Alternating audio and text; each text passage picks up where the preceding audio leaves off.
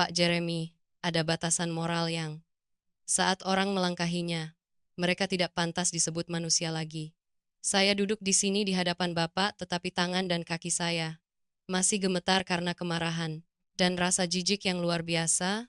Saya pikir setelah pemakaman ibu mertua saya, rumah ini akan diselimuti keheningan dan kesedihan untuk mengenang almarhumah. Tetapi tidak, rumah saya sekarang terlihat seperti panggung komedi murahan dan paling konyol di dunia. Kemarin pagi adalah hari peringatan ke-49 hari untuk ibu mertua saya. Menurut adat spiritual, roh orang meninggal masih berkeliaran di rumah dan belum bereinkarnasi. Saya dan suami berada di lantai 4 di ruang sembahyang untuk membakar dupa dan melantunkan doa untuk ibu. Suasananya khidmat dan asap dupa mengepul. Saya melihat foto almarhumah ibu tersenyum lembut. Air mata saya hampir menetes. Saya kasihan pada ibu yang seumur hidupnya bekerja keras. Tetapi setelah meninggal pun tidak bisa tenang. Tiba-tiba, suara keras memecah keheningan. Itu adalah suara musik disko yang sangat kencang. Suara bass yang menggelegar membuat lantai bergetar dan membuat tempat dupa di meja sembahyang ikut bergoyang. Suara itu berasal dari kamar tidur utama di lantai 3. Kamar yang dulunya merupakan tempat suci bagi ayah dan ibu mertua saya. Tempat yang menyimpan banyak kenangan mereka berdua. Saya dan suami saling pandang, terkejut. Saya tidak mengerti apa yang sedang terjadi. Saya hendak lari ke bawah untuk melihat siapa yang berani menyalakan musik di hari peringatan ibu. Pintu kamar sembahyang terbuka. Seorang wanita masuk. Dia mengenakan gaun tidur sutra merah cerah dan tipis. Kainnya sangat tipis, sampai terlihat kulit di dalamnya. Rambutnya keriting besar dan tergerai. Wajahnya bermakeup tebal. Bibirnya dilumuri lipstik merah menyala.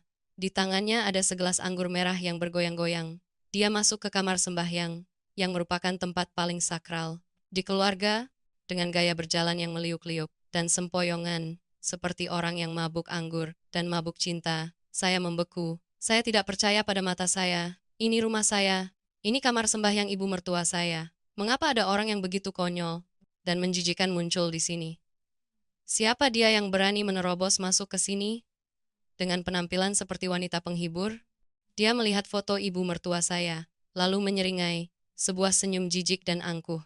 Setelah itu dia berbalik, menatap saya dan suami. Dia mendongak, dengan mata merendahkan, seperti melihat bawahan. Dia mengeluarkan suara yang melengking dan asam. Dia berkata, "Hei, kalian berdua cepat bereskan. Setelah selesai, turun ke dapur. Masak sup abalon untuk Mas Agung supaya dia bertenaga. Tadi malam dia begadang bekerja. Dengan tante jadi hari ini dia sedikit lelah. Ingat, masak yang enak ya." Dua kata, kalian berdua menghantam telinga saya, seperti tamparan keras. Saya berumur 30 tahun ini. Suami saya 35 tahun. Kami adalah pemilik rumah ini, atas nama anak. Kami adalah orang-orang terpelajar dan bermartabat. Lalu dia siapa? Seorang anak ingusan yang bahkan belum bersih ingusnya. Baru 26 tahun. Seseorang yang masuk ke rumah ini sebagai gundik ayah mertua saya, seorang pengangguran dan pencari harta, namun dia berani berdiri di tengah ruang sembahyang, memegang anggur, memanggil saya dan suami kalian berdua, seolah-olah dia adalah nenek moyang kami. Dia memerintah kami, seperti memerintah pembantu. Suami saya sangat marah, dia ingin menyerang dan menamparnya, tetapi saya menahan tangannya, bukan karena saya takut padanya, tetapi saya takut mengganggu arwah ibu. Saya takut ibu melihat pemandangan ini.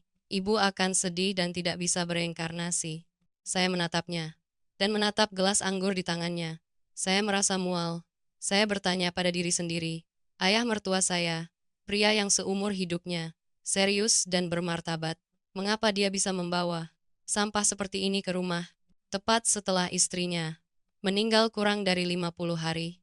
Selamat datang pendengar di Ruang Senja. Kita baru saja mendengar awal yang mengejutkan dan penuh kemarahan dari Mbak Tan. 49 hari, periode waktu yang menurut kepercayaan spiritual, roh orang yang meninggal. Masih merindukan dunia fana dan masih berkeliaran di rumah yang akrab. Itu adalah waktu berkabung dan waktu pantangan. Namun di rumah Mbak Tan, seorang wanita muda 26 tahun telah berhasil masuk. Dia membawa serta bau anggur dan suara musik keras. serta kekacauan dalam semua tatanan moral. Kemunculan wanita bernama Mi itu tidak hanya merupakan penghinaan terhadap almarhumah, tetapi juga merupakan tantangan yang ekstrim terhadap mereka yang masih hidup. Cara memanggil kalian berdua dan gaun tidur merah di kamar sembahyang bersama segelas anggur merah menciptakan gambaran yang terdistorsi dan konyol sampai tidak bisa diterima. Selamat datang Tan, saya berterima kasih Anda telah datang ke sini. Saya mengerti kepedihan yang tersangkut di tenggorokan Anda. Anda sedang menghadapi situasi yang orang sering sebut anak ingusan jadi ibu tiri, tetapi di sini ini bahkan lebih buruk. Ini adalah perebutan terang-terangan. Tepat ketika kuburan. Ibu mertua belum hijau rumputnya, Tan, agar semua orang mengerti lebih jelas tentang tingkat tragedi cerita ini. Coba ceritakan kepada saya tentang masa lalu, tentang ibu mertua Anda yang terhormat, orang seperti apa beliau, dan ayah mertua Anda, Pak Agung. Sebelum gundik itu muncul, bagaimana dia menunjukkan rasa sakit, kehilangan istrinya. Apakah dia pernah bersumpah akan tetap menduda untuk menyembah istrinya seumur hidup? Saya ingin tahu bagaimana perubahannya terjadi.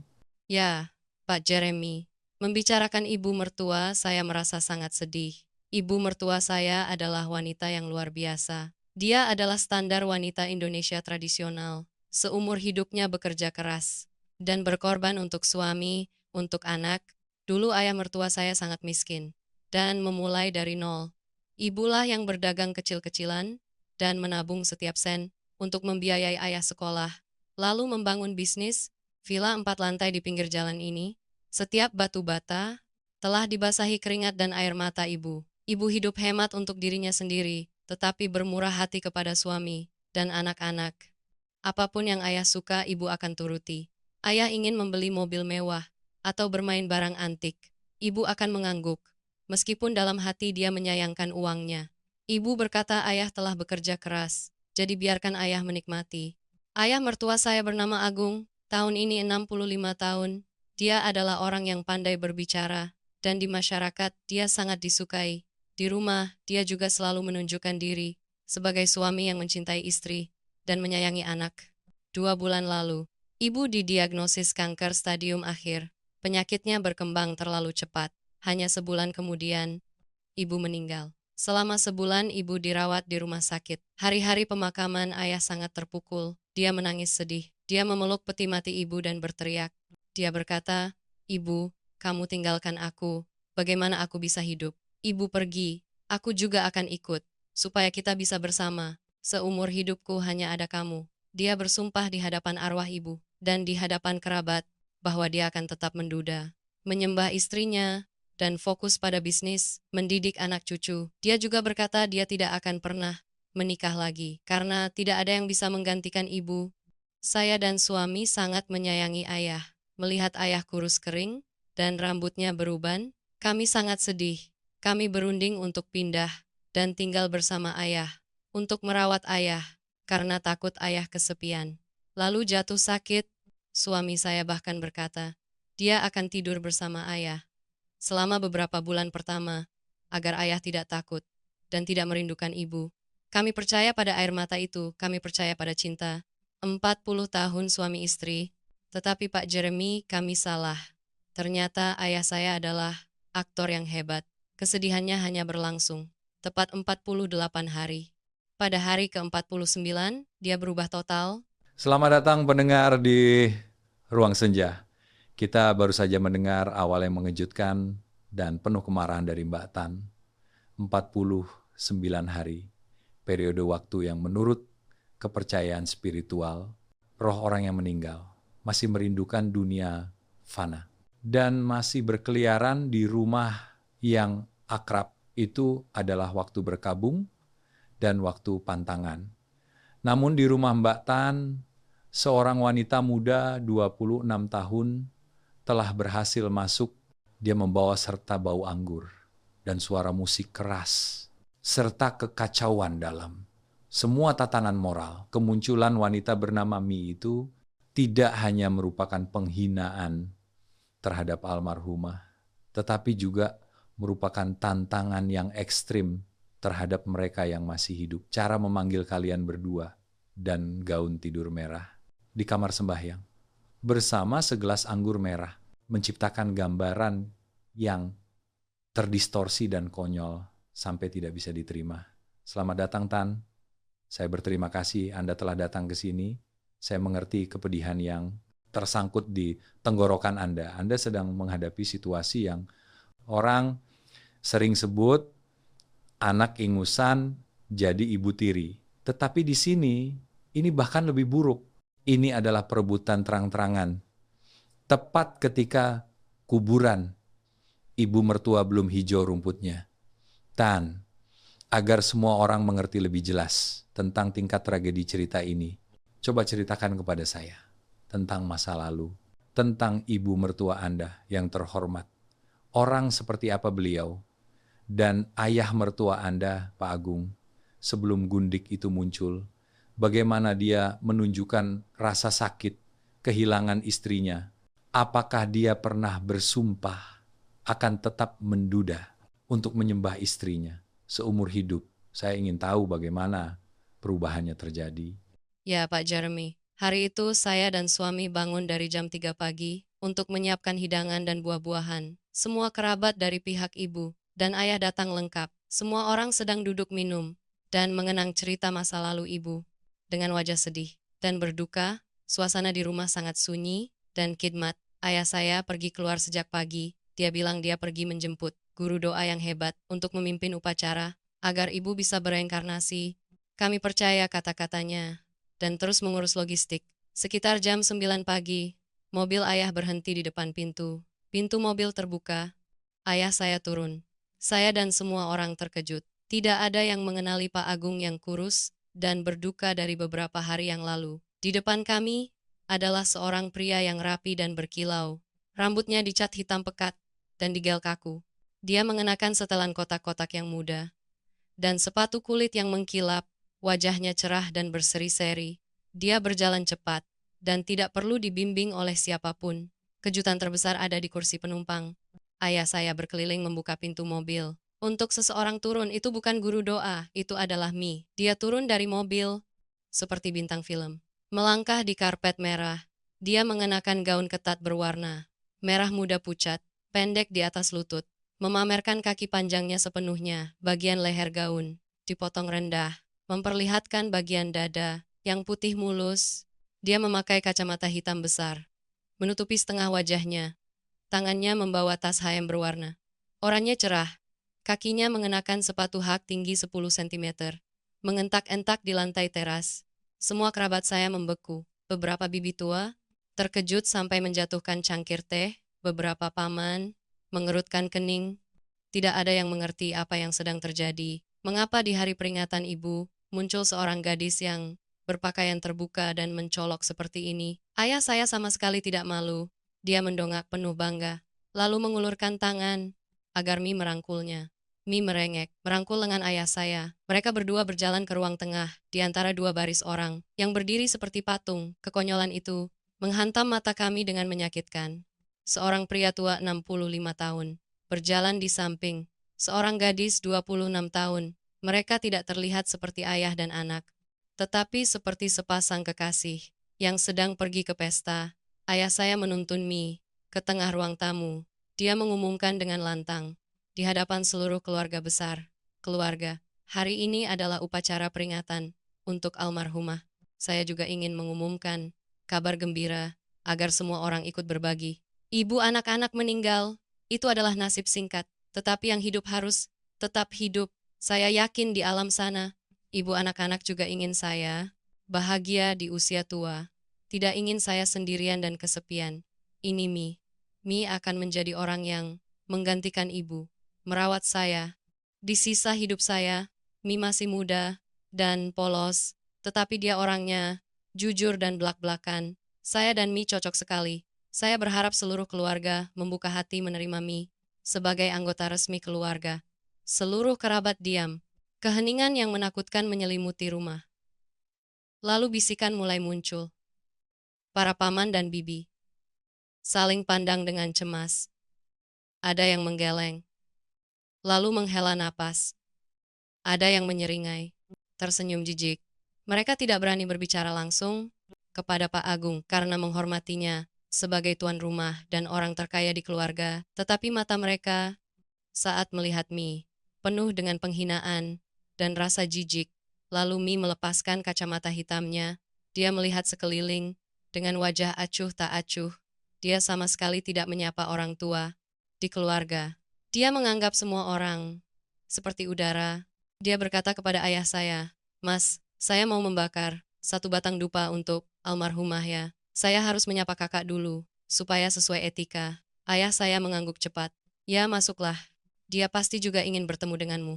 Mi langsung menuju meja sembahyang ibu mertua saya. Dia memegang dupa di tangan, tetapi tangan yang lain memegang ponsel. Diangkat tinggi-tinggi. Dia menyalakan kamera depan untuk merekam video selfie bersama foto ibu mertua saya. Dia sambil membungkuk cepat-cepat sambil berbicara ke ponsel. Suaranya melengking dan dibuat-buat. Dia berkata, "Hai kakak, jangan khawatir ya. Kakak tenang saja di sana. Jangan terikat lagi. Di dunia fana, aku akan merawat Mas Agung. Lebih baik dari kakak. Aku akan membuatnya menjadi muda lagi dan bahagia lagi. Kakak yang pintar. Di surga, doakan. Cinta kami ya." Dia memanggil ibu mertua saya kakak. Dia menyebut dirinya adik kepada orang yang sudah meninggal, yang seumuran ibunya. Dia berani menggunakan kata-kata genit itu di depan meja sembahyang yang sakral. Dia mengubah upacara yang hikmat menjadi lelucon untuk mencari perhatian di media sosial. Suami saya, Tuan, berdiri di samping. Tidak tahan lagi. Wajahnya merah padam. Dia ingin menyerbu, merebut ponsel, dan mengusirnya. Dia berteriak, "Hei kamu, apa yang kamu lakukan? Ini meja sembahyang ibuku. Keluar dari sini sekarang." Tetapi ayah saya lebih cepat. Dia menatap Tuan dengan tajam. Dia membentak putranya di depan seluruh keluarga. "Diam kamu. Siapa yang mengizinkan kamu berlaku kurang ajar kepada Bibi Mi? Dia berhati tulus membakar dupa untuk ibumu. Kenapa kamu mengusirnya? Siapapun yang melarang Mi, berarti melarang kebahagiaan ayah. Hari ini adalah hari bahagia. Jangan ada yang bikin kekacauan." Tuan mengepalkan tangan, penuh amarah. Dia menatap ayah dengan mata kekecewaan yang luar biasa. Dia tidak percaya ayahnya bisa begitu dibutakan, melindungi wanita rubah yang menghina arwah ibunya. Maka upacara peringatan untuk ibu berubah menjadi acara perkenalan gundik ayah. Ayah saya tertawa, menyuapi makanan untuknya. Dia memanjakannya seperti telur di ujung tanduk. Di depan banyak orang, dia berkata mi polos dan lugu. Jadi semua orang harus memaklumi. Saya melihatnya dan merasa amarah, tersangkut di tenggorokan. Apa yang polos? Melihat caranya, melirik genit, dan caranya, meliuk-liuk menggesekkan diri. Ke ayah saya, sudah jelas, dia rubah tua, berbulu domba. Tan, orang sering mengatakan, darah lebih kental dari air, hubungan antara ibu tiri dan anak tiri. Memang sudah sulit untuk harmonis. Tetapi dalam kasus Anda, ini bukan hanya konflik generasi atau emosi. Ini adalah invasi budaya dan moral. Mi telah masuk ke rumah Anda dengan posisi sebagai penakluk. Dia muda dan cantik, tetapi jiwanya kosong dan egois. Dia disayangi oleh ayah mertua Anda dan diberikan tongkat kekuasaan. Sejak itu, dia mulai melakukan revolusi. Di rumah ini, dia ingin menghilangkan sisa-sisa rezim lama untuk mendirikan kerajaannya sendiri. Anda dan suami telah menjadi korban pertama dari perubahan ini. Anda diubah menjadi pelayan di rumah Anda sendiri. Tetapi saya yakin rasa sakit terbesar bukanlah keharusan melayani dia. Rasa sakit terbesar adalah keharusan menyaksikan dia menginjak-injak kenangan ibu mertua yang telah meninggal, kamar tidur ibu Anda, tempat yang menyimpan kehangatan dan barang-barang paling berharga miliknya. Apa yang dia lakukan dengan itu? Apakah dia membiarkan ruang itu tenang, atau dia telah mengubahnya menjadi sarang kesenangan yang biasa-biasa saja? Ya, Pak Jeremy Teti. Segera setelah hari peringatan, ke-49 hari, Mi pindah dan tinggal di rumah. Dia membawa 10 koper pakaian besar. Dia tidak mau tinggal di kamar tamu atau kamar kosong lainnya. Dia menuntut untuk tinggal di kamar master. Di lantai 3, itu adalah kamar yang paling besar dan paling indah. Di rumah, kamar tempat ayah dan ibu saya telah menghabiskan lebih dari 30 tahun bersama. Awalnya suami saya menentang keras. Dia berkata, kamar itu milik ibu. Ibu baru meninggal. Kehangatannya belum hilang. Ayah boleh tinggal di sana, tetapi tidak boleh membawa orang asing masuk untuk mencemari. Tetapi ayah saya menepisnya. Dia berkata, ibumu sudah meninggal. Kamar dibiarkan kosong. Untuk apa? Ayah butuh seseorang merawat di malam hari. Mi tinggal bersama ayah. Itu wajar. Kalian jangan kuno dan takhayul. Maka dia dengan bangga pindah masuk dan mimpi buruk yang sebenarnya. Dimulai dari sini, dia mulai menunjukkan kekuatan sebagai nyonya rumah baru. Dia mencela segala sesuatu di rumah sebagai kampungan dan usang. Dia menunjuk-nunjuk memerintah saya dan suami. Pagi hari dia tidur sampai jam 10 baru bangun. Setelah bangun dia menekan bel, memanggil ke dapur. Dia meminta dipasang bel panggilan pelayan, seperti hotel. Dia memanggil dengan melengking melalui intercom. Tan, bawakan bibi segelas jus jeruk ke kamar ya. Ingat peras jeruk siam, jangan peras jeruk biasa. Bibi tidak bisa minum. Saya harus menggigit lidah. Membawa air ke samping tempat tidurnya. Dia berbaring telentang di tempat tidur ibu, mengenakan gaun tidur yang terbuka. Dia memegang gelas air, minum sekali tegukan, lalu mendecakkan lidah, dan berkata, agak asam, lain kali. Beri gula batu lagi ya.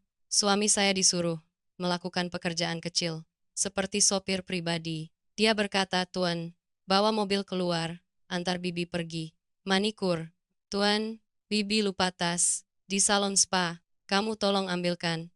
Untuk bibi, suami saya sangat marah. Dia adalah direktur perusahaan anak, tetapi harus menjadi kaki tangan untuk gundik ayah. Tetapi setiap kali dia membantah, ayah saya mengancam. Dia berkata, kamu tidak menghormati bibi. Itu membuat kamu durhaka kepada ayah. Pikirkan baik-baik, kursi direktur kamu, karena pekerjaan, dan karena takut.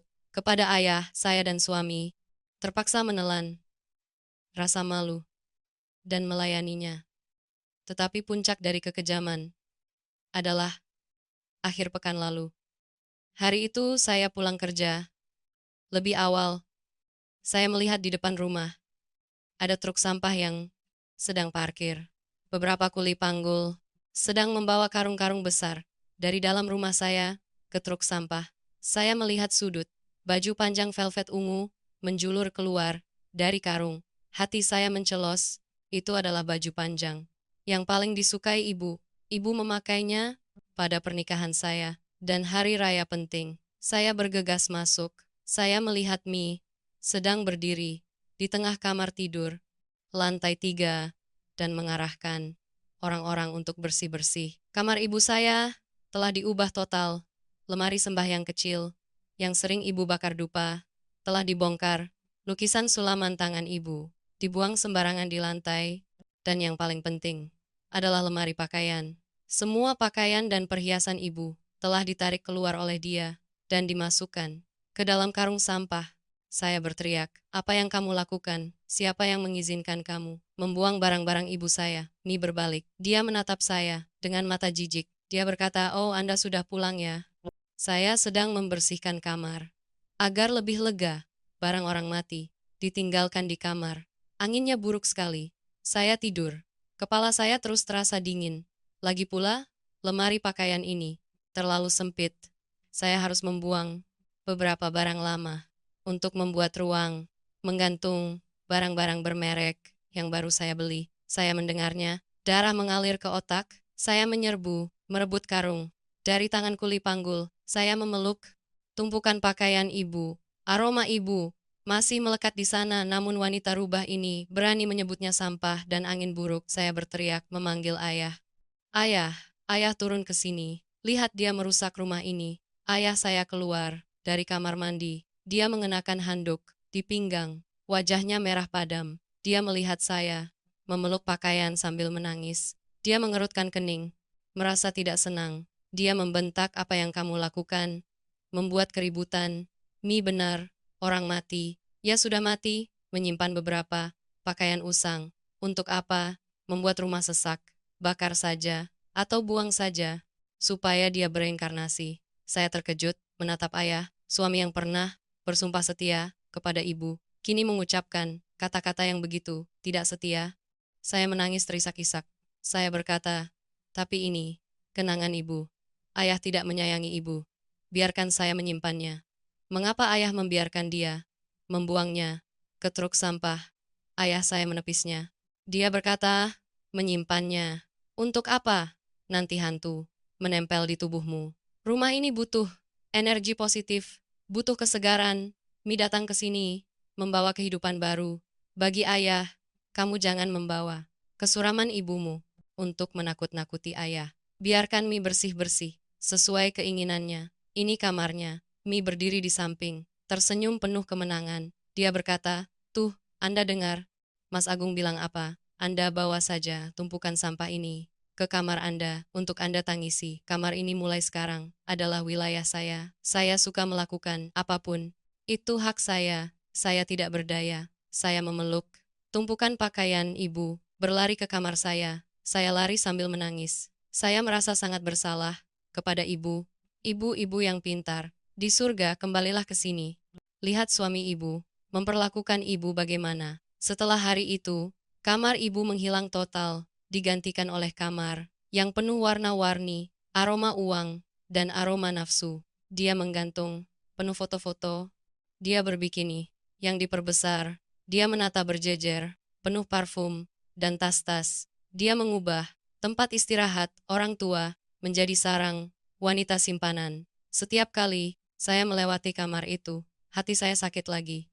Saya merasa seperti ibu saya sedang diusir dari rumah yang dia bangun sendiri. Tindakan dia membuang pakaian ibu mertua Anda adalah tindakan kejam terhadap almarhumah. Tetapi apa yang terjadi setiap hari terhadap yang masih hidup baru benar-benar penyiksaan mental yang berkepanjangan. Anda dan suami Anda adalah orang dewasa dan memiliki posisi sosial tertentu. Suami Anda adalah direktur perusahaan anak. Anda juga seorang wanita terpelajar. Namun ketika pulang ke rumah, kalian berdua dirampas semua rasa hormat minimum oleh seorang gadis ingusan. Kata kalian berdua yang Anda sebutkan di bagian awal terus menghantui saya dalam budaya Indonesia. Hierarki dalam keluarga. Sangat penting seorang ibu tiri muda jika tahu diri akan bersikap halus untuk menjaga keharmonisan. Tetapi Mi tidak. Dia tampaknya ingin menggunakan gelar itu untuk menegaskan kekuatan absolutnya dan untuk merendahkan kalian berdua. Dia ingin membuktikan bahwa di rumah ini dia hanya di bawah satu orang dan di atas semua orang lain. Coba ceritakan kepada saya tentang makan malam keluarga setelah Mi pindah. Itu adalah waktu anggota keluarga terpaksa bertemu, bagaimana dia berperilaku di meja makan, bagaimana dia menggunakan kekuatan yang dipinjam dari ayah mertua Anda untuk memerintah dan menginjak-injak harga diri Anda dan suami. Dan kartu hitam yang kuat itu muncul dalam situasi konyol apa? Ya, Pak Jeremy Teti, makan malam keluarga. Di rumah saya sekarang tidak berbeda dengan sesi penindasan. Suasana selalu tegang dan mencekik, sampai tidak bisa menelan makanan. Dulu posisi kepala meja adalah milik ayah, dan posisi di samping adalah milik ibu. Itu adalah aturan tidak tertulis yang menunjukkan rasa hormat anak-anak, tetapi sejak Mi datang, dia secara alami mengambil kursi ibu. Bahkan ada hari, dia menuntut untuk duduk di kursi utama ayah, agar ayah duduk Di sampingnya, menyuapinya makanan. Dia duduk di sana, menggoyangkan kaki, dan matanya tertuju pada ponsel, sementara saya dan suami, serta pembantu, harus membawa setiap hidangan untuk melayani. Hal yang paling membuat saya dan Mas Tuan frustrasi adalah mulutnya. Dia tidak pernah memanggil nama saya dan suami dengan sopan. Dia selalu menggunakan kata-kata angkuh dari atasan untuk memanggil kami. Dia memanggil suami saya si Tuan, dia memanggil saya si Tan, atau dia menggabungkannya menjadi kalian berdua. Suami saya tahun ini 35 tahun. Dia adalah direktur operasional cabang besar dari perusahaan. Di luar karyawan, tunduk menyapa dan rekan kerja menghormatinya. Pulang ke rumah, dia dipanggil si oleh seorang anak ingusan yang hampir 10 tahun lebih muda darinya. Suatu kali saat makan malam, Tuan sedang makan nasi. Mie mengetuk, sumpit di mangkuk. Bersuara tek-tek, dia mendongak dan berkata, "Hei si Tuan, besok setelah pulang kerja, mampir ke laundry. Ambilkan gaun pesta Bibi ya. Bibi sibuk ke spa, tidak bisa mengambilnya. Ingat periksa. Baik-baik ya. Apakah mereka mencuci dengan bersih? Gaunnya mahal. Kalau rusak, kamu ganti rugi." Tuan mendengar. Tenggorokannya tersumbat, wajahnya memerah. Karena marah, dia meletakkan mangkuk dan berbicara dengan suara tertahan. "Mbak Mi, saya 10 tahun lebih tua dari Anda. Tolong bicara dengan sopan. Saya bukan orang suruhan Anda. Anda punya kaki, punya tangan. Ambil sendiri." Saya pikir, ayah saya akan angkat bicara, mendidik Mi. Tetapi tidak, Pak Jeremy. Ayah saya menghantamkan tangan di meja. Dia menatap Tuan dengan tajam. Dia membentak, "Kenapa kamu bicara seperti itu kepada bibimu? Dia adalah istri ayah. Maka dia adalah ibu tirimu. Dia memanggilmu apa? Itu haknya. Kamu adalah anak, maka kamu harus patuh. Hanya gaun saja. Kamu keberatan. Kalau kamu tidak mau ambil, biar ayah yang ambil. Kamu tega membiarkan ayah yang sudah tua ini harus kepanasan untuk melayani istri ayah." Tuan bungkam. Dia menatap ayah, penuh amarah. "Ayah, saya telah menggunakan kata-kata bakti anak untuk membungkam putranya. Dia memaksa putranya untuk tunduk kepada selingkuhannya." Tuan terpaksa menelan rasa marah dan bergumam, "Ya, biar saya yang ambil." Mi melihat itu, lalu tertawa, penuh kemenangan. Dia melihat saya dan suami dengan mata mengejek. Dia tahu, dia punya payung besar, yaitu ayah saya. Jadi dia semakin bertindak sewenang-wenang. Puncak dari penghinaan adalah tadi malam. Hari itu Mi pulang terlambat dari belanja. Dia membawa banyak tas besar, tas kecil, semuanya merek mewah. Dia melempar tumpukan barang di sofa, lalu duduk, mengeluh lelah. Ayah saya cepat-cepat berlari, memijat kakinya. Dia bertanya, "Kamu beli banyak barang, bagus ya?" Mi mengeluarkan sebuah kartu kredit berwarna hitam yang kuat dari dompetnya. Itu adalah kartu limit berlian yang hanya diberikan oleh bank kepada nasabah super VIP dulu ibu saya. Bahkan tidak berani menggunakan kartu ini karena takut biaya tahunan. Mi mengangkat kartu itu, memamerkannya di depan saya dan suami. Dia tertawa terbahak-bahak. Dia berkata, "Terima kasih sayang. Kartu ini, geseknya enak sekali. Hari ini saya gesek sampai 500 juta rupiah, tetapi belum ada pesan notifikasi, habis limit." Lalu dia berbalik, menatap saya dan suami. Dia melambai-lambaikan kartu hitam itu, seperti melambai-lambaikan umpan anjing. Dia berkata, "Hei kalian berdua, besok hari Minggu, libur kan? Besok kalian berdua bawa Bibi ke Fincom ya. Bibi mau beli beberapa set perhiasan lagi dan beli hadiah untuk beberapa teman Bibi yang menemani. Membawakan barang untuk Bibi. Bibi akan menggunakan kartu ini membelikan masing-masing dari kalian satu set pakaian baru. Melihat kalian berdua berpakaian kampungan membuatku malu." Saya mendengarnya. Darah mengalir ke otak. Dia mengajak saya dan suami bukan untuk membelikan hadiah, tetapi untuk menjadi kuli panggulnya. Dia ingin kami mengikutinya, melayaninya, agar dia bisa pamer kepada dunia. Dia menggunakan uang ayah saya untuk menyumbang kepada kami, seperti menyumbang. Kepada pengemis, saya berdiri, saya berkata, Mbak Mi, kami punya pakaian untuk dipakai, kami tidak butuh belas kasihan Anda. Anda punya uang, silakan habiskan sendiri. Kami sibuk. Wajah Mi muram. Dia berbalik kepada ayah saya, merengek. Mas, lihat, menantu Mas. Saya berhati baik, ingin membelikan hadiah untuk mereka. Tetapi mereka menghina saya. Mereka menghina saya, tidak bisa menghasilkan uang, tetapi menghabiskan uang Mas. Mereka sangat meremehkan saya. Ayah saya segera marah. Dia menunjuk wajah saya. Sitan, jangan kurang ajar. Uang ayah. Ayah mau kasih. Kepada siapa? Itu hak ayah. Bibimu berhati baik, mengajak kalian jalan-jalan. Kenapa kamu bersikap tidak sopan? Ayah perintahkan, kamu dan suamimu besok harus mengantar bibi. Kalau tidak pergi, jangan salahkan ayah. Berbuat jahat, ayah akan memotong semua bantuan untuk perusahaan. Si tuan itu, suami saya mendengar, ayah mengancam, memotong bantuan. Wajahnya pucat. Perusahaannya sedang kesulitan modal. Sepenuhnya bergantung pada perusahaan ayah. Kalau ayah memotong modal, dia akan bangkrut. Saat itu juga, maka tuan terpaksa menarik tangan saya kembali. Dia menatap saya dengan mata memohon. Dia berbisik, sayang, sabar.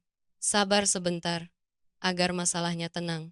Perusahaan butuh uang ayah. Saya menatap suami, penuh kekecewaan, pria yang saya yakini sebagai sandaran, kini pengecut dan lemah, sampai menyedihkan. Demi uang, dia rela membiarkan istrinya dan dirinya sendiri dihina. Keesokan harinya, kami harus menggigit lidah, menyetir mobil, mengantar wanita rubah itu, berbelanja. Kami harus mengikutinya, membawakan tas, harus berdiri, menunggunya, mencoba pakaian, berjam-jam. Harus mendengarkan dia mencela dan menyindir. Saya merasa saya tidak lebih baik dari pembantu di rumah ini.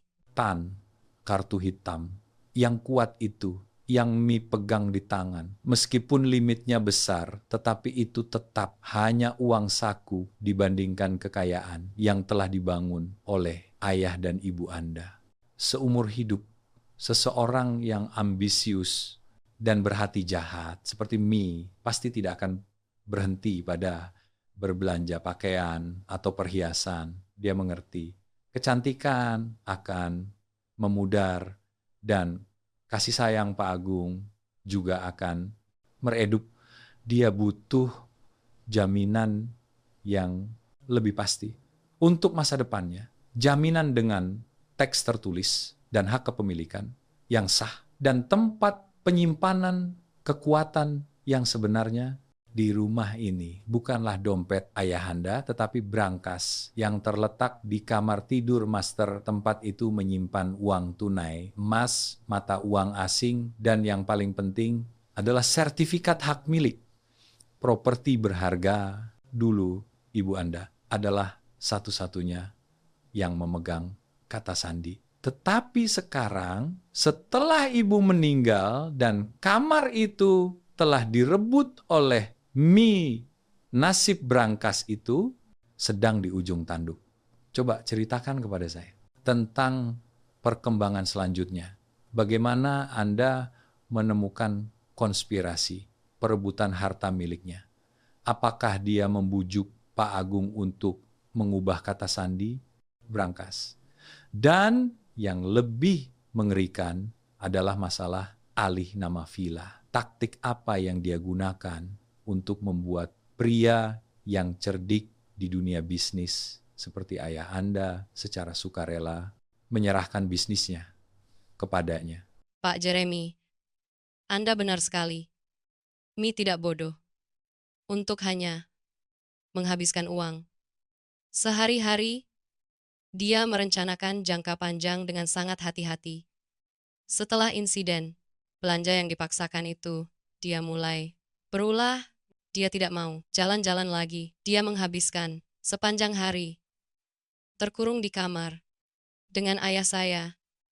Dia mulai membujuk dan mengeluh tentang rasa tidak amannya. Saya ingat betul, malam Selasa, minggu lalu, saya pulang kerja, terlambat, dan melewati kamar ayah, pintu kamar, tertutup sedikit. Saya mendengar suara Mi, menangis terisak-isak. Saya berhenti, mencoba mendengar. Dia berkata, Mas Agung, saya mencintai Mas dengan tulus. Saya meninggalkan masa muda saya untuk mengikuti Mas. Saya menerima disebut istri muda atau orang yang datang belakangan. Tetapi saya takut sekali, Mas sudah tua. Hidup ini tidak kekal.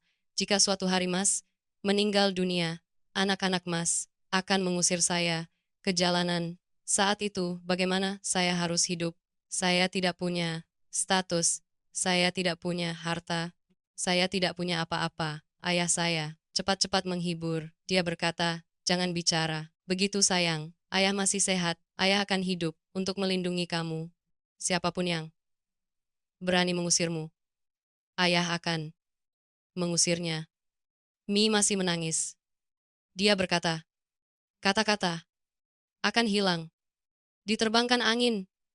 Jika Mas mencintai saya, Mas harus membuktikannya. Mas harus memberikan jaminan agar saya tenang merawat Mas. Di sisa hidup Mas, ayah saya bertanya, kamu mau apa?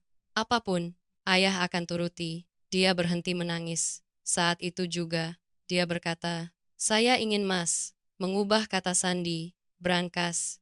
Saya dengar, kata sandi lama adalah tanggal lahir, kakak. Saya merasa itu membawa aura buruk, orang mati, sangat sakti. Mas membiarkan kata sandi itu, bisnis tidak akan maju.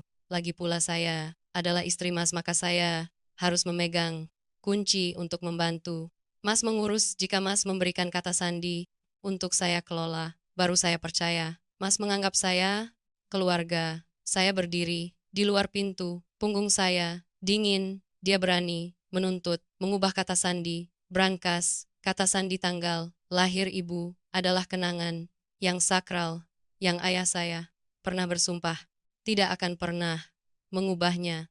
Tetapi Anda tahu, ayah saya menjawab bagaimana. Dia ragu-ragu sebentar, lalu berkata, ya, kamu bicara. Ada benarnya, membiarkan nomor lama memang membawa kesialan. Baiklah, besok ayah panggil tukang untuk memasang sidik jari untuk kamu. Mulai sekarang uang di brankas. Kamu berhak menggunakan sepenuhnya. Ayah percaya, kamu sepenuhnya. Saya mendengarnya, ingin jatuh, pingsan. Ayah saya telah menyerahkan kunci, harta karun, kepada perampok. Dia percaya, dia sepenuhnya. Padahal dia hanya mengincar harta ayah. Tetapi keserakahan Mi tidak berhenti pada brankas. 2 hari kemudian saya melihat seorang orang asing datang ke rumah orang itu, mengenakan jas dan membawa tas kerja. Ayah saya memperkenalkan dia sebagai pengacara pribadinya. Saya curiga, ayah saya sudah pensiun. Untuk apa pengacara datang ke rumah untuk bekerja? Saya pura-pura membawa air untuk ditawarkan agar bisa menguping, dan saya terkejut sampai mati ketika mendengar isi percakapan. Mi sedang duduk di samping ayah saya, tangannya diletakkan di paha ayah, mengelus-elus. Dia berkata, Mas pengacara, sudah menyusun kontrak pengalihan hak guna tanah untuk saya. Villa ini dan 2 kafling tanah di pinggiran kota. Ayah Agung sudah setuju mengalihkan atas nama saya. Sebagai hadiah pernikahan, ayah saya mengangguk, memastikan. Dia berkata, betul, Paman urus. Prosedurnya cepat. Bantu saya. Saya ingin mengalihkan atas nama Mi secepat mungkin.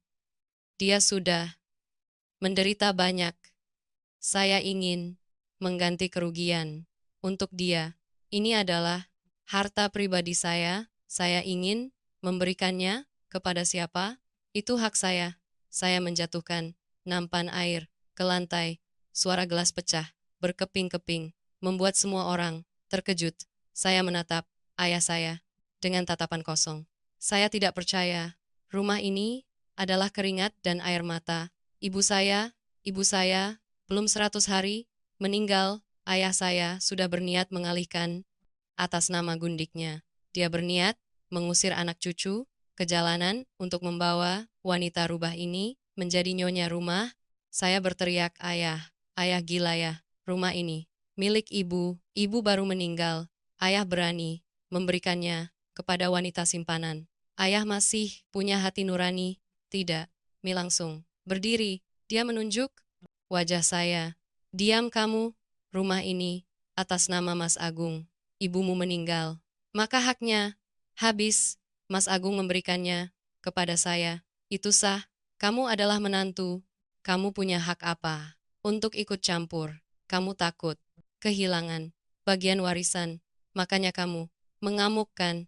Dasar anak durhaka, serakah. Ayah saya juga berdiri, wajahnya merah padam. Dia menunjuk ke pintu. Keluar kamu, dari sini ayah sedang bekerja. Rumah ayah mau kasih kepada siapa?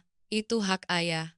Kamu tidak punya hak mengajari ayah. Kamu tidak menghormati keputusan ayah, berarti kamu melawan ayah. Saya diusir keluar dengan cara yang memalukan. Saya berdiri di tangga, mendengar suara tawa. Yang menang dari Mi di dalam.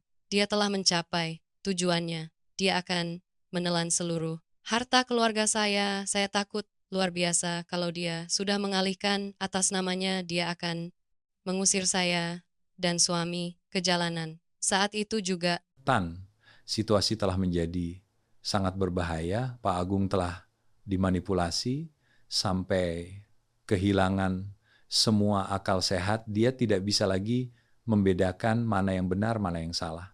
Atau kasih sayang keluarga. Dia hanya ingin menyenangkan wanita cantik dengan segala cara, termasuk merampas hak warisan anak kandungnya dan menginjak-injak kerja keras istri yang telah meninggal. Taktik takut tidak ada, jaminan dari Mi adalah trik psikologis klasik dari para pencari harta. Itu menyerang. Psikologis ingin menunjukkan kegaulanan dan perlindungan pria tua. Pak Agung berpikir dia sedang bertindak seperti pahlawan, melindungi kekasih kecilnya. Tetapi sebenarnya dia sedang menandatangani hukuman mati untuk dirinya sendiri dan anak-anaknya.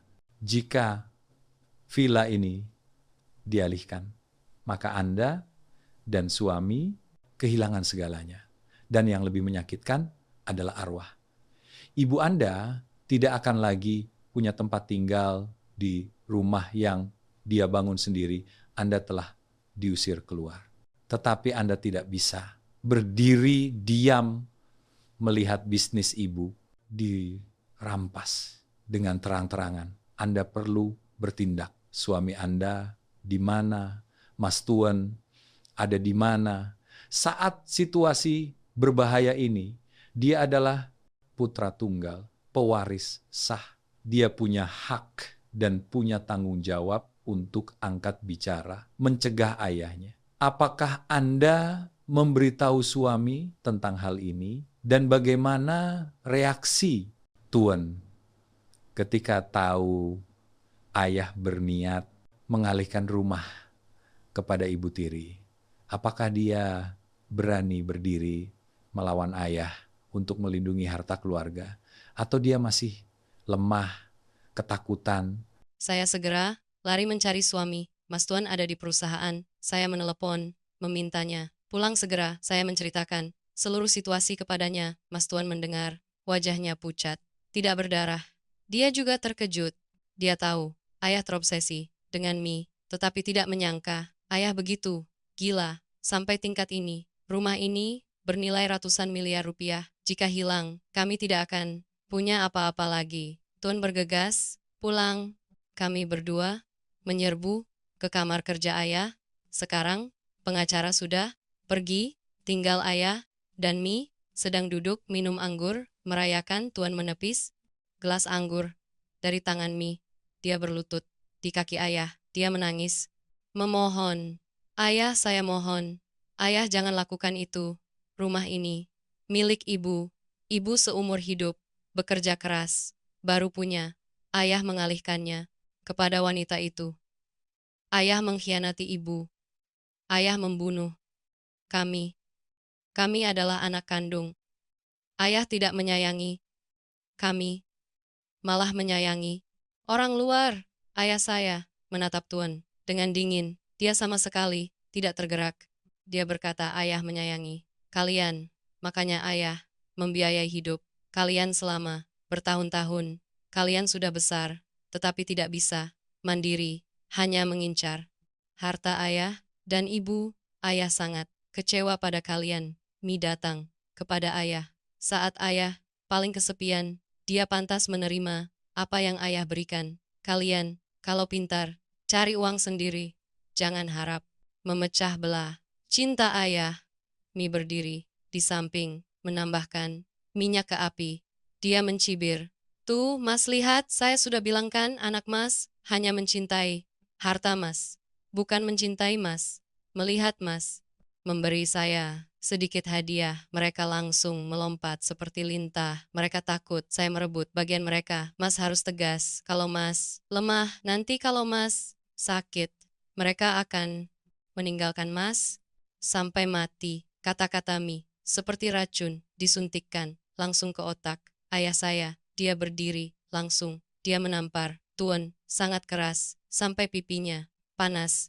Dia mengaum, kamu anak durhaka, kamu berani mendengarkan istrimu datang ke sini mengajari ayah. Ayah kasih tahu kamu, ayah belum mati. Uang ayah mau habiskan. Bagaimana itu hak ayah? Ayah akan alihkan atas nama Mi. Besok, siapapun yang masih berani menghalangi, ayah akan mengusirnya keluar dari rumah. Saat itu juga, ayah tidak mengakui kalian lagi. Saya dan suami membeku. Ayah saya telah sepenuhnya memunggungi anak-anak.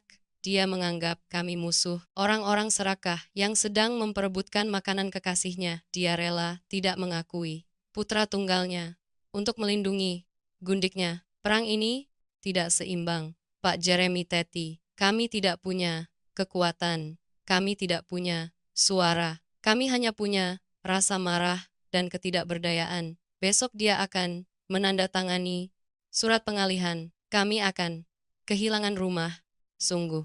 Situasi Anda. Dan suami saat itu seperti lampu di depan angin. Satu sisi adalah kekayaan besar yang akan dialihkan kepada orang luar. Satu sisi adalah ayah tua yang sedang dibutakan oleh cinta dan perhitungan. Pencari harta, Anda dan Tuan telah terpojok. Saya mengerti niat kalian. Kalian ingin menggunakan tekanan keluarga besar dan alasan kesehatan mental untuk mencegah Pak Agung. Itu adalah langkah yang masuk akal, tetapi juga penuh risiko bagi seorang pria yang otoriter dan punya harga diri tinggi seperti ayah mertua Anda. Tindakan dicurigai kemampuannya atau tingkah lakunya, atau dicampuri kerabat dalam kehidupan pribadinya adalah penghinaan besar. Jika tidak hati-hati, tindakan itu akan menjadi pemicu yang membuat dia semakin bertekad menyingkirkan kalian dari hidupnya malam itu. Pasti malam tanpa tidur. Bagaimana kalian mengerahkan kekuatan dan keesokan paginya ketika keluarga besar berkumpul untuk menghakimi hubungan yang menyimpang ini. Bagaimana reaksi Pak Agung dan Mi? Apakah suara cinta keluarga akan menang melawan suara nafsu?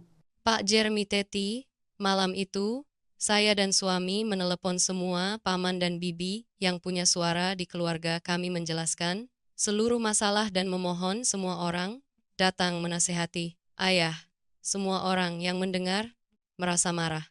Mereka berjanji besok pagi akan datang untuk menyelesaikan masalah ini. Keesokan paginya, ruang tamu rumah saya penuh sesak orang-orang tua di keluarga. Semua hadir, suasana tegang, seperti sidang. Ayah saya duduk di tengah kursi utama, Mi duduk tepat di sampingnya. Dia sama sekali tidak menunjukkan rasa takut. Dia bermakeup tebal dan mengenakan gaun merah menyala, seolah-olah mengejek kerabat yang mengenakan pakaian gelap. Paman tertua, kakak kandung, ayah saya, angkat bicara pertama. Paman berkata, adik Agung, kakak ipar baru, meninggal. Belum 100 hari, adik membawa wanita ini pulang. Itu sudah tidak pantas. Sekarang adik berniat mengalihkan semua rumah dan tanah kepada dia. Anak-anak akan tinggal di mana? Adik melakukan itu. Terlalu kejam. Kepada anak-anak adik harus mempertimbangkan lagi. Mungkin adik sedang terlalu sedih, jadi pikiran tidak jernih, atau adik pergi. Periksa ke dokter, ayah saya mendengar. Sampai bagian pikiran tidak jernih dan periksa ke dokter. Wajahnya merah padam, dia menghantamkan tangan di meja, membuat cangkir teh, melompat, lalu jatuh, pecah. Dia berteriak, keras kalian, semua diam. Saya mengundang kalian datang untuk berkunjung, bukan untuk mengajari saya. Otak saya benar-benar normal. Saya masih lebih jernih dari banyak orang di sini. Uang ini saya yang hasilkan. Tanah ini saya yang beli. Saya suka memberikannya kepada siapa. Itu hak saya. Kalian tidak punya hak ikut campur. Saat ini Tuan tidak bisa menahan diri lagi. Dia berdiri, berbicara. Ayah kami hanya ingin yang terbaik untuk ayah. Mbak Mi masih terlalu muda. Dia datang kepada ayah. Karena apa? Ayah harus mengerti sendiri. Ayah jangan biarkan orang luar menipu. Ayah pergi, periksa ke dokter. Saya pikir ayah sedang dimanipulasi psikologis. Mi melihat itu, langsung memotong pembicaraan Tuan. Dia pura-pura menangis terisak-isak, lalu berbalik, memeluk ayah saya. Dia berkata, Mas lihat. Anak Mas, bilang Mas gila. Mereka ingin mengirim Mas ke rumah sakit jiwa agar mereka bisa merebut harta Mas. Mereka memanggil seluruh kerabat untuk menindas Mas, memaksa Mas. Mereka sangat meremehkan Mas. Mereka ingin Mas cepat mati untuk berbagi harta. Hanya saya yang mencintai Mas. Kata-kata Mi seperti minyak dituang ke api. Ayah saya menatap Tuan dengan mata penuh kebencian dan dendam. Dia berdiri, langsung menunjuk tepat ke wajah Tuan. Kamu anak durhaka. Kamu berani mendengarkan istrimu datang ke sini untuk mengkritik ayahmu. Ayah kasih tahu, kamu, ayah memelihara ular di lengan. Tepat sekali, kamu mau rumah, bukan? Ayah akan menyuruh kamu tinggal di jalanan. Agar kamu tahu apa itu sopan santun. Dia berbalik menatap seluruh kerabat, lalu mengumumkan dengan lantang. Hari ini saya katakan satu kali agar jelas, saya akan alihkan seluruh harta kepada istri saya, yaitu Mi. Sedangkan si Tuan dan istrinya, saya beri mereka 24 jam untuk berkemas dan keluar dari rumah ini. Saya tidak mengakui mereka lagi. Mulai sekarang, siapapun yang masih menyebut masalah ini atau membela mereka, jangan salahkan saya kejam. Silakan semua orang pulang. Seluruh kerabat terkejut, tidak ada yang menyangka Pak Agung begitu tegas dan kejam. Paman tertua menggeleng, lalu berkata, penuh kekecewaan, adik sudah begitu buta. Kami juga tidak sanggup nanti kalau adik menderita. Jangan salahkan siapa-siapa, semua orang satu persatu pulang. Hanya tinggal saya dan suami berdiri sendirian di tengah ruang tamu. Mi menatap kami tersenyum sinis. Dia berkata, dengar baik-baik, kalian berdua. Kesayangan, ayahmu sudah mengusirmu. Cepat berkemas. Jangan sampai nanti saya panggil petugas keamanan untuk melempar barang-barangmu ke jalanan. Nanti malu. Saya menatap ayah. Dia duduk di sana, terengah-engah. Tetapi matanya masih penuh tekad mengusir kami. Dia telah memilih kekasihnya daripada memilih anak kandung. Dia telah percaya kata-kata hasutan wanita rubah itu dan menyingkirkan hubungan darah.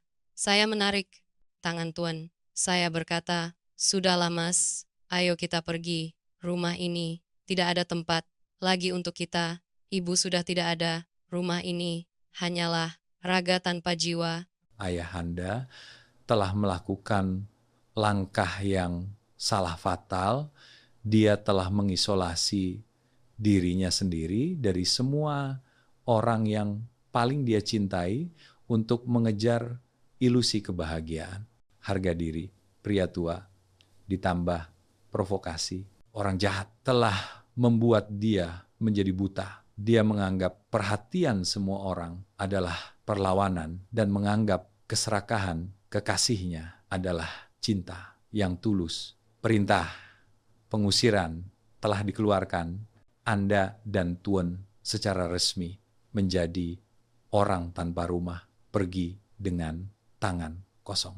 Bukanlah hal yang paling menakutkan. Hal yang paling menakutkan adalah perasaan dibuang oleh ayah kandung seperti barang yang tidak berguna. Anda dan Tuan harus mengemasi barang dalam kehinaan rumah yang telah diurus ibu Anda seumur hidup. Kini jatuh ke tangan orang lain, kenangan keluarga dihapus. Tetapi Tan, saat mengemasi barang untuk pergi, apakah Anda menemukan sesuatu yang tidak biasa seorang wanita seperti Mi? Pasti tidak sederhana. Dia punya masa lalu, dia punya rahasia yang dia sembunyikan dengan sangat rapi. Saat terburu-buru, merasa menang, dia mungkin ceroboh. Apakah ada petunjuk yang tidak sengaja jatuh ke tangan Anda? Petunjuk yang bisa membantu Anda membalikan keadaan di menit terakhir, atau setidaknya memahami wajah sebenarnya dari musuh. Ada, Pak Jeremy. Tuhan masih punya mata.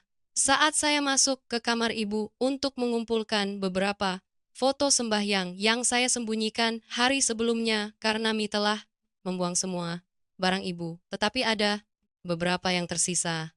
Saya melihat tas tangan Mi tergeletak di tempat tidur ibu. Dia sedang sibuk mengantar tamu dan merayu ayah saya di bawah.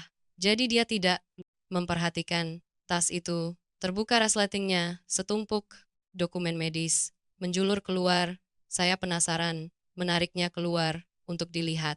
Nama pasiennya adalah Trantimi, tetapi hal yang mengejutkan saya bukan penyakitnya, tetapi lembar hasil tes darah dan USG. Di dalamnya tertulis jelas, pasien pernah menggugurkan kandungan beberapa kali, mengakibatkan rahim tipis dan perlekatan dinding rahim. Kesimpulan dokter adalah infertilitas sekunder, kemungkinan hamil alami hampir nol. Saya memegang kertas itu, tangan saya gemetar, Mi mandul. Dia tidak bisa punya anak lagi, padahal dia selalu membujuk ayah saya. Mas, saya akan melahirkan seorang putra untuk Mas untuk meneruskan garis keturunan. Saya sedang makan makanan bergizi untuk mempersiapkan hamil. Ayah saya percaya sepenuhnya. Dia mendambakan punya anak lagi meskipun sudah tua untuk membuktikan keperkasaan. Pria, dia memanjakannya juga karena harapan itu ternyata dia membohongi ayah saya. Dia tahu titik lemahnya adalah suka anak-anak. Jadi dia melukiskan harapan palsu itu untuk mengeruk uang. Dia tahu ayah tidak akan menyayangkan apapun untuk ibu dari calon anaknya. Saya cepat-cepat memotret hasil itu. Dengan ponsel saya menyelipkan kembali kertas itu ke tasnya. Seperti semula, saya lari ke bawah mencari Tuan. Saya berbisik di telinga suami. Mas, saya punya bukti. Mi membohongi ayah. Dia mandul, Mas. Mata Tuan bersinar. Ini adalah satu-satunya kesempatan untuk kami menyelamatkan situasi. Tetapi kami tidak bisa bicara. Saat ini, ayah saya sedang dalam keadaan marah. Dia tidak akan percaya. Dia akan berpikir, kami mengarang cerita atau memalsukan dokumen untuk menyakiti kekasihnya. Kami butuh rencana yang lebih sempurna untuk membongkar wajah sebenarnya dari dia. Saya yakin saat Anda memotret dokumen medis itu adalah saat keseimbangan perang ini mulai berubah. Mi telah memperhitungkan harta dan psikologis dengan sangat hati-hati, tetapi dia ceroboh dalam menyembunyikan masa lalu yang gelap. Dia telah bertaruh dengan kebohongan yang terang-terangan tentang kemampuan melahirkan untuk memanipulasi hasrat seorang pria tua yang sedang ingin mencari masa muda. Anda dan Tuan telah diusir dari rumah. Kalian berdua sedang berkeliaran tanpa arah di kota yang luas, tetapi di tangan Anda sedang memegang senjata nuklir yang punya daya ledak menghancurkan. Masalahnya sekarang hanya waktu. Anda tidak bisa kembali ke rumah untuk bicara karena ayah Anda sedang mabuk cinta dan benci kepada anak-anak. Dia tidak akan mendengarkan, dia akan menganggap Anda mengarang cerita, dia butuh waktu di mana Pak Agung terpaksa menghadapi kenyataan dengan objektif dan waktu yang paling berbahaya, juga merupakan waktu yang paling baik. Itu adalah saat dia harus menandatangani surat pengalihan harta. Coba ceritakan kepada saya tentang hari-hari setelah meninggalkan rumah, bagaimana kalian berdua hidup dan bagaimana kalian menyusun rencana untuk mencegah tragedi terjadi di menit terakhir, penyergapan yang menentukan itu terjadi di mana dan bagaimana. Ya, Pak Jeremy Teti, setelah meninggalkan villa itu, kami menyewa kamar hotel murah untuk tinggal, sementara suami saya terpuruk, sepenuhnya dia berbaring di tempat tidur, tidak mau makan, tidak mau minum. Dia terus bergumam, meminta maaf kepada ibu, karena telah kehilangan rumah, dia membenci ayah dan membenci ketidakberdayaannya sendiri, tetapi saya tidak mengizinkan diri sendiri jatuh. Saya menarik, Tuan bangun. Saya memberikannya foto, dokumen medis. Itu untuk dilihat. Saya berkata, Mas lihat, ini kesempatan kita belum kalah. Mi membohongi ayah, dia tidak bisa melahirkan. Ayah mencintainya dan memanjakannya, juga hanya karena harapan punya anak laki-laki untuk meneruskan garis keturunan. Kalau ayah tahu kenyataan ini, ayah akan sadar. Tuan melihat foto itu, matanya bersinar sebuah cahaya harapan. Tetapi lalu, dia khawatir lagi. Dia berkata, tapi bagaimana cara mendekati ayah? Ayah sudah memblokir nomor telepon. Kita berdua, petugas keamanan kompleks, juga tidak mengizinkan kita masuk. Mi selalu mendampingi ayah 24 jam. Saya berpikir sebentar, lalu teringat seseorang. Itu adalah sopir pribadi ayah. Paman itu bekerja untuk keluarga saya 20 tahun dan sangat setia kepada ibu saya. Paman itu juga sangat membenci Mi karena sikapnya yang arogan. Saya menelepon sopir itu. Saya menangis, menceritakan kesulitan dan memohon paman membantu. Saya bertanya kepada paman jadwal ayah beberapa hari ke depan, bagaimana. Sopir itu berbisik di telepon. Dia berkata, beruntung untuk kalian. Paman baru saja tidak sengaja mendengar. Besok pagi, jam 9 Tuan akan pergi ke kantor notaris nomor 1 untuk mengurus prosedur pengalihan rumah dan tanah kepada Mi. Mi mendesak Tuan untuk melakukannya dengan cepat. Jam 9 pagi lusa, kami punya tepat 36 jam. Malam itu saya dan suami membahas rencana operasi. Kami tidak bisa pergi ke rumah karena akan dihalangi oleh Mi.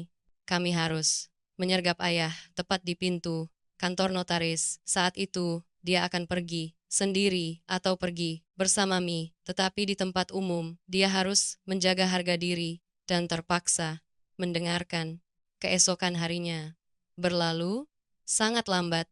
Saya dan Tuan mempersiapkan dokumen, saya mencetak foto, dokumen medis, itu menjadi beberapa salinan.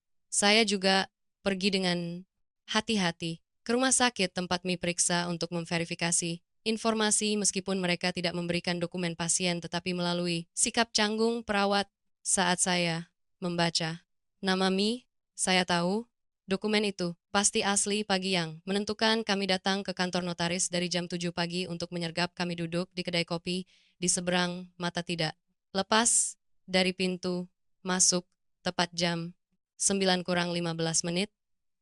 Mobil mewah ayah saya muncul, sopir berhenti tepat di depan pintu. Ayah saya turun. Dia mengenakan jas rapi, wajahnya berseri-seri. Mi turun, mengikuti. Dia mengenakan gaun putih, bersih, seperti pengantin. Dia merangkul lengan ayah saya, tertawa, ceria.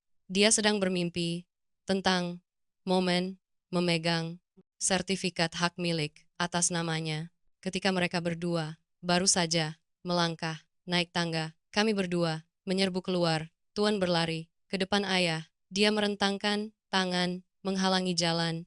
Dia berteriak, "Ayah, tunggu sebentar. Ayah jangan, masuk dulu. Saya punya masalah hidup, mati, yang mau saya bicarakan dengan ayah." Ayah saya melihat Tuan, wajahnya muram. Dia membentak, "Kamu datang ke sini lagi untuk membuat keributan. Saya sudah bilang, saya tidak mengakui kamu lagi. Petugas keamanan, di mana?" Seret dia keluar. Mi berdiri di samping juga berteriak, "Mas Tuan, Anda gila ya? Anda mau mengacau? Anda minggir, biar ayah bekerja." Beberapa petugas keamanan kantor notaris hendak berlari, mencampuri. Saya tidak ragu lagi. Saya menyerbu, berlutut, tepat di bawah kaki ayah saya. Saya mengangkat kertas, hasil dokumen medis, tinggi-tinggi. Saya berbicara keras agar orang-orang di sekitar juga mendengar. "Ayah, saya mohon, ayah boleh memukul saya, tetapi ayah, baca kertas ini."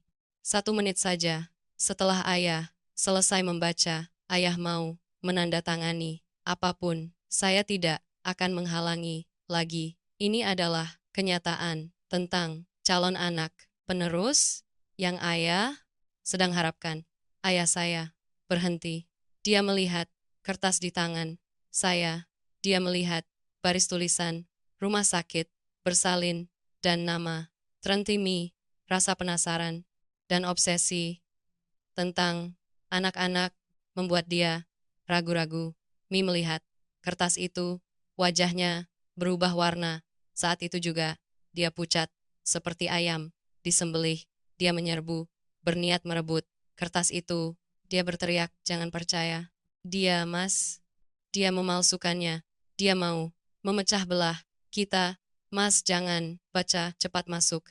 Dan tanda tangan, Mas." Tindakan panik Mi telah mengungkapkan semuanya. Ayah saya adalah orang yang cerdik. Dia melihat sikap Mi dan dia curiga. Dia menepis tangan Mi. Dia membungkuk, merebut kertas dari tangan saya. Dia memakai kacamata. Dia membaca tangannya. Mulai gemetar, matanya terbuka lebar. Dia membaca berulang kali baris tulisan.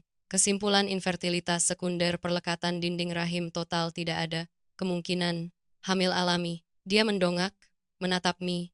Tatapan matanya dari terkejut berubah menjadi marah yang luar biasa. Dia bertanya dengan suara gemetar tetapi menakutkan, "Mi, ini bagaimana? Kamu jelaskan, kamu bilang, kamu periksa ke dokter. Katanya, sangat baik. Kamu bilang kamu sedang makan makanan bergizi untuk melahirkan anak laki-laki untuk ayah. Kenapa?" Dokumen medis bilang, "Kamu mandul." Mi gagap. Dia mundur ke belakang. Dia menyangkal, "Mas, ini palsu. Sitan membenci saya, makanya dia memakai Photoshop. Saya sehat, normal. Kok Mas percaya saya?" Tuan berdiri di samping menambahkan satu kalimat, "Ayah, ayah lihat, tanggal di kertas.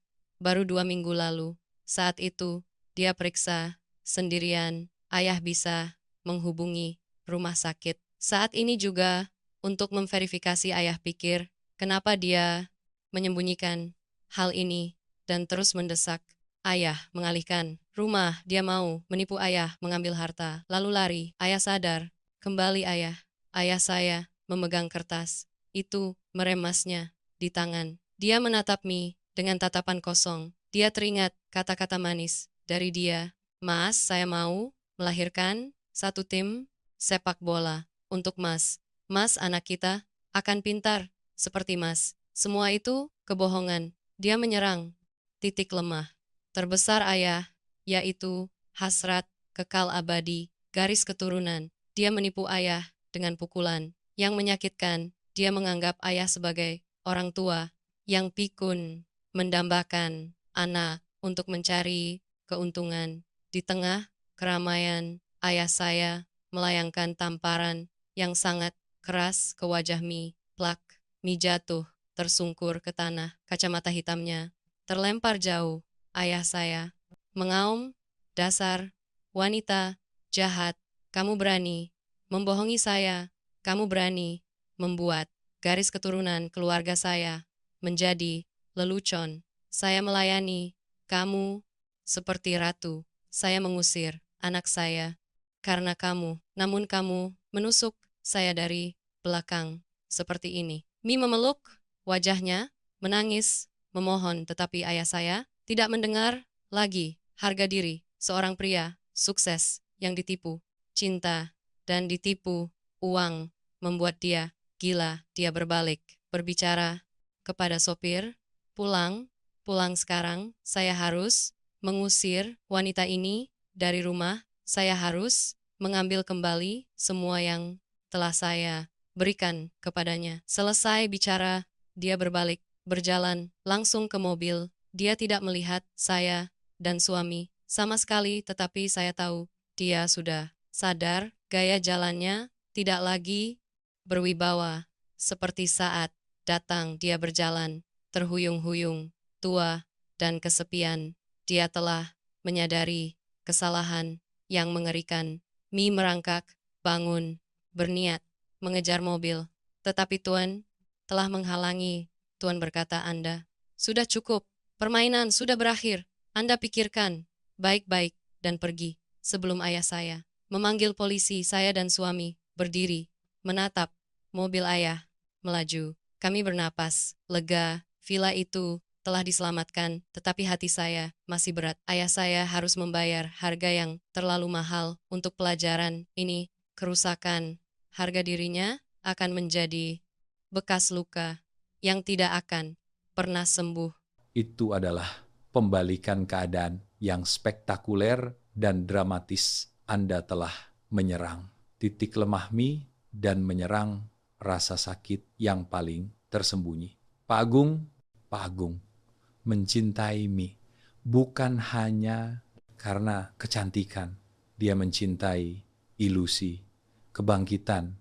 Dia ingin membuktikan dia masih muda, masih punya kemampuan pria, masih bisa meneruskan garis keturunan. Mi telah memberikan ilusi itu kepadanya dan sekarang kenyataan yang kejam telah menghancurkannya. Tamparan itu bukan hanya hukuman untuk Mi, itu adalah kesadaran. Pak Agung dia menyadari dia hanya boneka di tangan seorang pencari harta.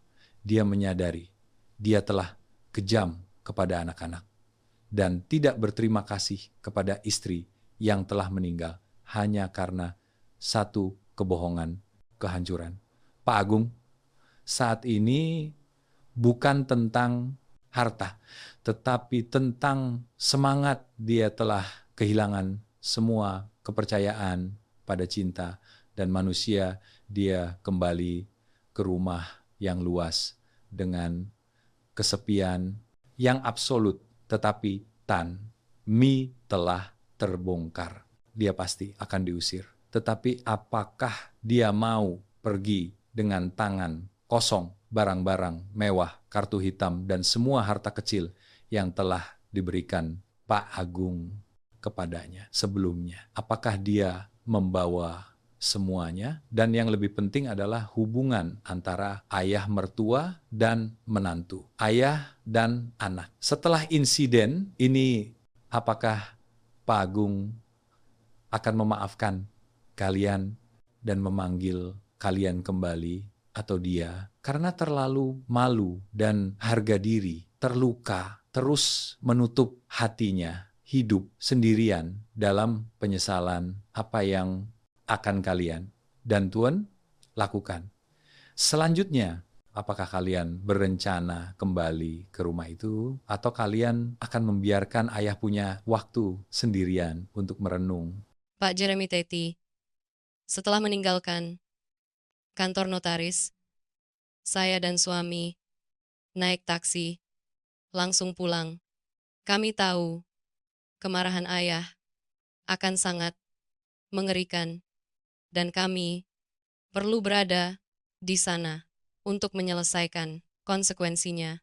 Ketika kami sampai pemandangan di depan mata, sungguh kacau balau. Gerbang villa terbuka lebar, pakaian, sepatu, tas tangan, mie dibuang berantakan dari lantai 3 ke teras. Baju-baju mahal tergeletak seperti kain bekas, botol-botol parfum pecah, bau menyengat.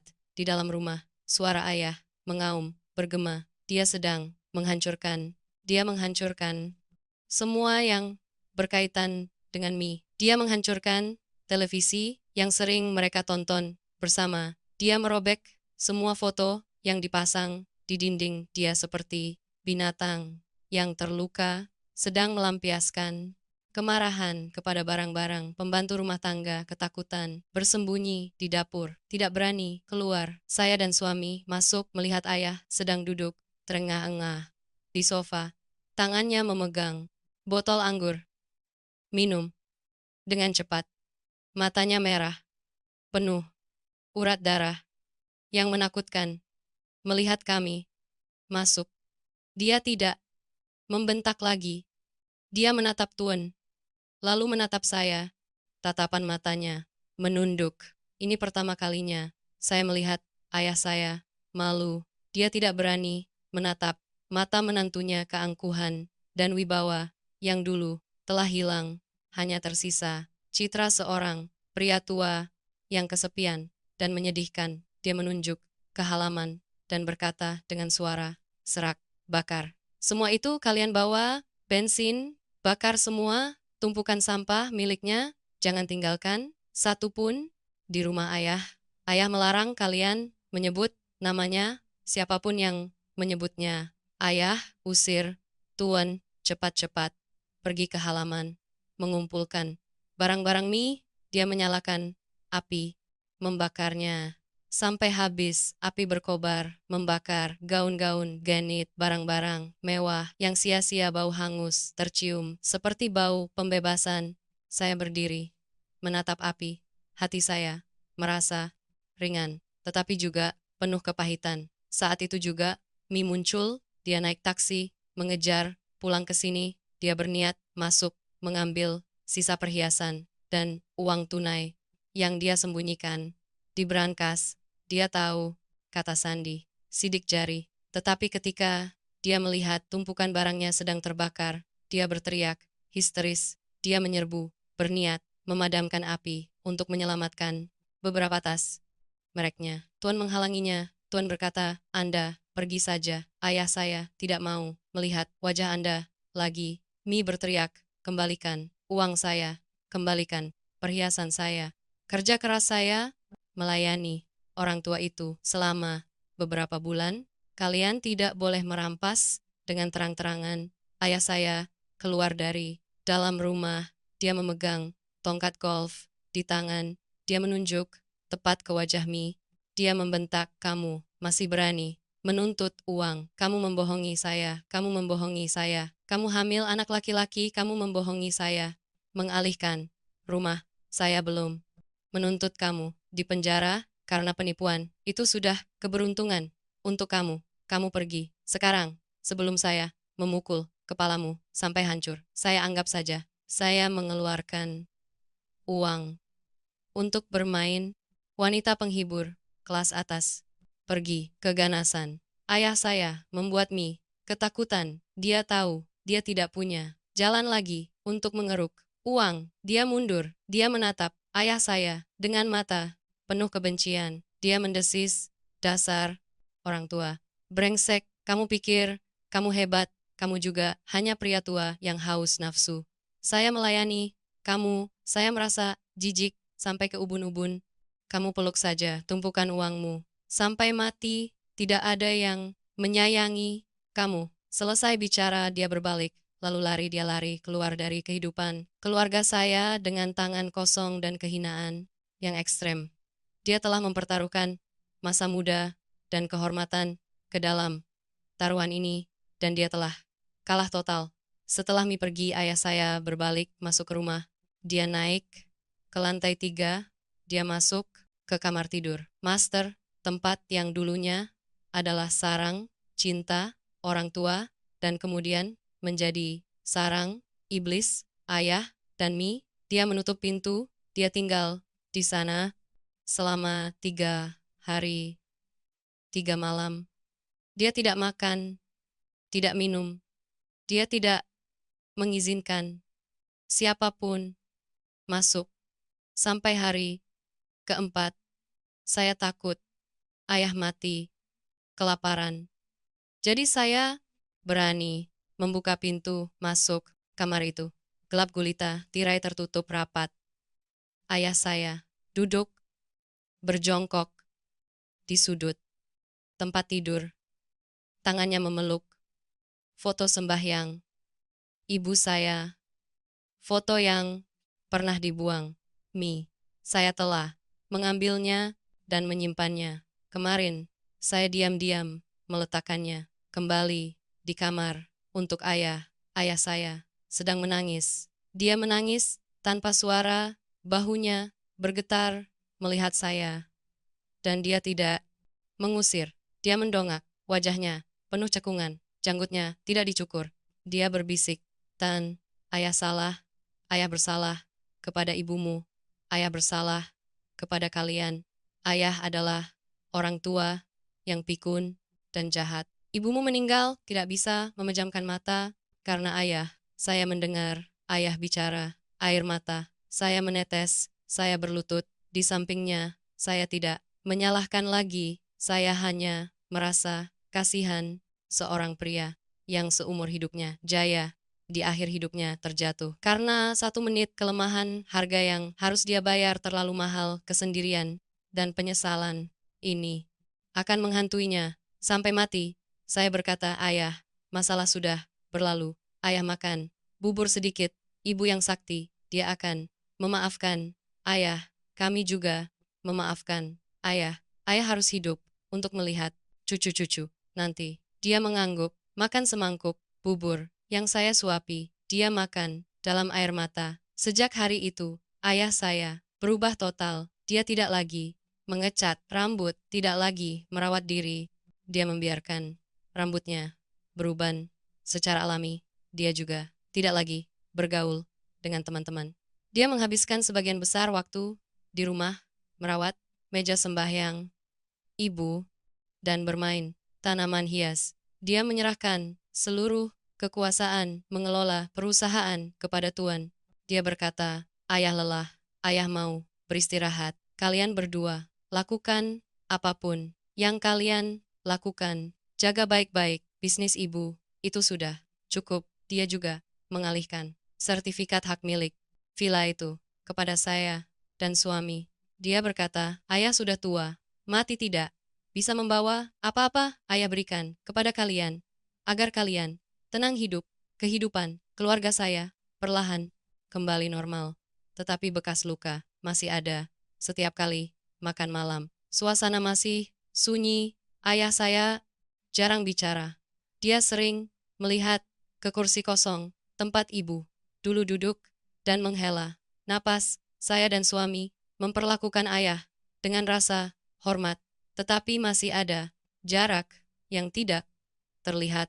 Kami tidak bisa melupakan kata-kata kasarnya yang dia ucapkan saat dia buta. Kami merawat dia karena tanggung jawab dan kasih sayang, tetapi rasa kagum pada idola yang dulu telah hilang mengenai Mi. Saya dengar. Setelah diusir, dia berkencan dengan pria kaya lain tetapi dipukuli habis-habisan oleh istri pria itu. Wajahnya robek parah. Sekarang dia hidup bersembunyi, tidak berani keluar. Kecantikan yang dia banggakan untuk mencari uang kini telah hancur. Itu adalah balasan yang pantas dia terima. Kisah keluarga Anda adalah tragedi khas zaman ini. Uang dan nafsu punya daya penghancur yang mengerikan. Itu bisa mengubah seorang ayah yang patut dicontoh menjadi orang yang tidak tahu diri. Mengubah keluarga yang harmonis menjadi neraka. Tetapi untungnya Anda cukup berani dan pintar untuk menyelamatkan dasar keluarga Anda telah berjuang. Bukan hanya karena harta, tetapi karena kehormatan dan martabat almarhumah Pak Agung. Meskipun telah melakukan kesalahan, tetapi penyesalan yang terlambat juga patut dihargai. Dia sedang membayar harganya dengan kesepian dalam jiwa. Itu adalah hukuman yang paling berat. Anda dan Tuhan, cobalah berlapang dada. Biarkan waktu menyembuhkan. Biarkan luka bagaimanapun, dia adalah ayah. Biarkan tahun-tahun terakhir hidupnya tenang di samping anak cucu. Dan melalui kisah ini, saya juga ingin menyampaikan pesan kepada para pria yang sedang berada di ambang usia tua dan godaan. Lihatlah cerminan Pak Agung. Jangan karena sedikit kesenangan sesaat menukar seluruh keluarga dan kehormatan usia tua. Yang paling damai adalah di samping istri yang setia dan anak cucu kandung. Bukan di samping gundik muda, pencari harta, dan para gadis muda. Hiduplah dengan hasil kerja keras sendiri. Jangan gunakan kecantikan untuk jalan pintas. Jalan pintas selalu penuh dengan rintangan dan jurang. Program Ruang Senja mohon diakhiri sampai di sini. Terima kasih Tan telah berbagi kisah yang penuh bayangan. Ini semoga keluarga Anda segera menemukan kegembiraan dan ikatan yang sejati. Selamat tinggal dan sampai jumpa pada episode berikutnya.